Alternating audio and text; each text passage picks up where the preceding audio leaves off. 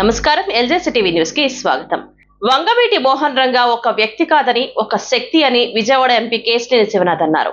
వంగవీటి మోహన్ రంగా 78వ జయంతి సందర్భంగా రాణిగారి తోటలో రాధారంగా మిత్రమండలి ఆధ్వర్యంలో వంగవీటి రంగా విగ్రహావిష్కరణ కార్యక్రమం శుక్రవారం జరిగింది. ఈ కార్యక్రమానికి ముఖ్య అతిథిగా విచ్చేసిన MP Kesineni Sivanath, MLA Gadde Rammohan, TDP రాష్ట్ర నాయకులు మాజీ ఎమ్మెల్యే వంగవీటి రాధాకృష్ణ, టీడీపీ రాష్ట్ర కార్యనిర్వాహక కార్యదర్శి బొప్పన భవకుమార్, ఎన్టీఆర్ జిల్లా జనసేన పార్టీ అధ్యక్షుడు సామినేని ఉదయ్ భానులతో కలిసి వంగవీటి మోహన్ రంగా విగ్రహాన్ని ఆవిష్కరించారు. అనంతరం రంగాకి పూలమాల వేసి నివాళులర్పించారు. ఈ సందర్భంగా ఎంపీ కేశినేని శివనాథ్ మాట్లాడుతూ, నిస్వార్థంగా ప్రజలకు సేవ చేసిన నాయకులు ఎప్పటికీ ప్రజల్లో గుండెల్లో నిలిచి ఉంటారనటానికి రంగా జీవితం ఒక ఉదాహరణ అన్నారు. రంగా ఒక వర్గానికి చెందిన నాయకుడు మాత్రమే కాదని ప్రజా నాయకుడన్నారు.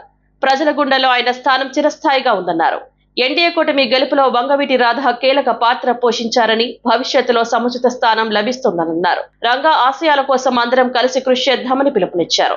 వంగవీటి రాధ మాట్లాడుతూ, పార్టీలు, కులాలు, ప్రాంతాలకు అతీతంగా సేవా కార్యక్రమాలు చేయడం సంతోషంగా ఉందని చెప్పుకొచ్చారు.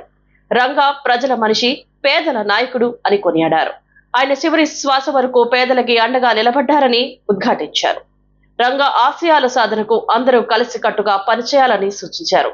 ఎమ్మెల్యే గద్దె రామ్మోహన్ మాట్లాడుతూ, ప్రజల గుండెల్లో చిరస్థాయిగా నిలిచిపోయే నాయకుడు వంగవీటి మోహన్ రంగా అంటూ కొనియాడారు.